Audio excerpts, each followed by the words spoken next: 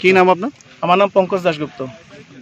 আপনি কি এলাকারই? আমি স্টাফ রেলের স্টাফ। আচ্ছা, আজকে যে একটা রানওভার হয়েছে এটা কিভাবে হয়েছে আপনি কি জানেন কিছু? রানওভার বলতে আমাদের উনি কিমেন বলে উনি পুরো লাইনটা অবজার্ভ করে প্রায় 5-6 কিলোমিটার ওনার এরিয়া। তো এই অনুযায়ী এই ব্রিজের উপর উনি কাজ করছিলেন। তো এমন সময় একটা গাড়ি আসছিল, গাড়ি বলতে ইঞ্জিন, লাইট ইঞ্জিন, শুধু সিঙ্গেল ইঞ্জিন। এই যে ইলেকট্রিফিকেশন হচ্ছে, ইলেকট্রিফিকেশনের কাজ করে এই ইঞ্জিনটা শুধু। তো ড্রাইভারই নিয়ে আসছে, কোনো আওয়াজ নেই, এখান থেকে কমসে কম 300 মিটার দূর থেকে কিন্তু দেখা যায় এই জায়গাটা। আর এই ড্রেস পরে, এই কালারের ড্রেসটা পরেই ওনারা কাজ করেন। আর এই ড্রেসটা দেওয়া হচ্ছে রেলের সেফটির কারণে, যাতে দূর থেকে ইঞ্জিনের ড্রাইভার দেখুক বা কেউ দেখুক, গাড়িটাকে একটু স্লো করবে, হর্ন মারবে, ওরা সাইড হবে, গাড়ি পাস হবে, এরকমই কিছু একটা সিস্টেম। যদি এই ড্রেস না পরে ওরা ডিউটিতে না আসে, ওদেরকে সাসপেন্ড করা যেতে পারে।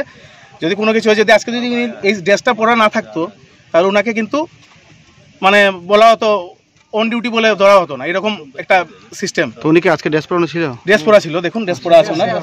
এই ড্রেস পরা অবস্থায় এত দূর থেকে দেখে ড্রাইভার একটা হর্নও বাজায়নি, কিছু নেই। তারপরে লোকটা এখানে দেখে, আপনারা যদি স্পটটা দেখেন তাহলে বুঝতে পারবেন যে উনি বাঁচার জন্য দৌড়াচ্ছিলেন। তাই একটু দৌড়ানোর পরই আবার ওনাকে ধাক্কা মেরে গাড়ি বাস চলে গেছে। তো আমাদের একটাই কথা বলা, এই যে এই ড্রেসটা পরে সেফটি ডিউটি করে ওরা, এই ড্রেসের কোনো মানে নেই। আর রেলের বিশেষ করে এই যে ডিপার্টমেন্ট, আমাদের বড় ইঞ্জিনিয়ারিং ডিপার্টমেন্টের ট্র্যাক মেনটেনার, এই ট্র্যাকটাকে পুরো মেনটেন করে। পুরো ইন্ডিয়াতে এই স্টাফরাই ট্র্যাক মেনটেন করে রাখে, ভালোভাবে গাড়ি চলে, যাত্রীরা যাতে ভালোভাবে চলাফেরা করে, সেই চিন্তাধারা নিয়েই এরা কাজ করে।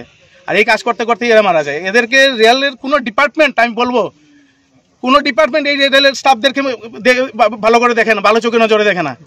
ওরা যখন ইঞ্জিনে বসে মনে করে ওরা লোকো পাইলট না, ওরা এয়ার পাইলট, কোনো আওয়াজ নেই, কিছু নাই, যেইভাবে পারে যেইভাবে চালায়। কিছুদিন আগে আমিও কাজ করেছিলাম ডিউটিতে, প্রেসার তোলে, আমার উপরে হামসফর ট্রেন উঠে যাইছিল, সাথে একটা স্টাফ থাকে, আমি বেঁচে গেছি।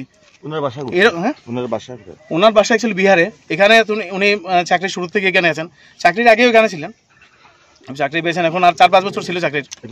আপনি বলতে চাইছেন যে মানে এটা সম্পূর্ণ মানে এই গাফিলতির কারণে হয়েছে। একটা স্টাফ ড্রেস পরিহিত অবস্থায় ডিউটি করছে ব্রিজের মাঝখানে। এখান থেকে আপনারা নিজে দেখুন, ক্যামেরাটা ওইদিকে একটু দেখুন, এখান থেকে তো পুরো ওপেন এরিয়া, আরামসে দেখা যায় দূর থেকে একটা লোক কাজ করছে। এটা রিফ্লেক্ট করে যে কোনো লোকের দূর থেকে দেখা যাবে একটা লোক আসছে বা কিছু একটা আছে এখানে, তাও দিনের বেলা। মানে কোনো হেলথ নেই ড্রাইভারের, শুধু এই ড্রাইভার না, ম্যাক্সিমাম ইঞ্জিন, ম্যাক্সিমাম মালগাড়ি হোক আর যে কোনো প্যাসেঞ্জার ট্রেন হোক, ম্যাক্সিমাম ড্রাইভারই হর্ন না বাজিয়ে এই রুটে চলাফেরা করে।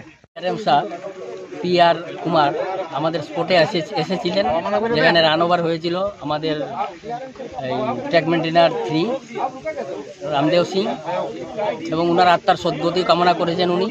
এবং আমাদের যে প্রবলেম ছিল, যেটা মেন রিফিউজ, যেটা খুব ইম্পর্টেন্ট ছিল, মেন রিফিউজ, এটাও তিনি খুব তাড়াতাড়ি এটা বানানোর জন্য খুব চেষ্টা বলছেন, প্রমিস করেছেন যে আমি এটা বানিয়ে দেব। এবং ওনার পরিবারের একজনের চাকরি উইদিন 15 ডেজ, আমাদের ডিমান্ড ছিল যে উইদিন 15 ডেজের ভিতরে এটা চাকরি করতে হবে, এক্স গ্রেসিয়া দিতে হবে, যত ফ্যাসিলিটি আছে সব দিতে হবে। উনি রাজি হয়েছেন। উনি বলছেন ওনার নিচের স্তরের যত অফিসার আছে ওদেরকে বলে দেবেন যে উইদিন 15 ডেজের মধ্যে এটা জাজ করে চাকরি দেওয়ার জন্য। একটা অভিযোগ ছিল যে ড্রাইভারকে উনি বলছেন, ড্রাইভারকে পুছতাছ মানে যা হবে, এক্সামাইন হবে, এনকোয়ারি হবে ড্রাইভারের সঙ্গে, এইটাও তিনি প্রমিস করে গেছেন। শুধু কি এই ব্রিজটার মধ্যে করে দেবে নাকি বাকি যে ব্রিজগুলো আছে সেগুলো করে দেবে? আমার সেকশন কুমারঘাট থেকে কলকলিঘাট পর্যন্ত যত সেকশন আছে, বড় ব্রিজ 100 মিটার 90 মিটার, এগুলো সবে মেনটেন্স করে দেবেন, উনি প্রমিস করেছেন।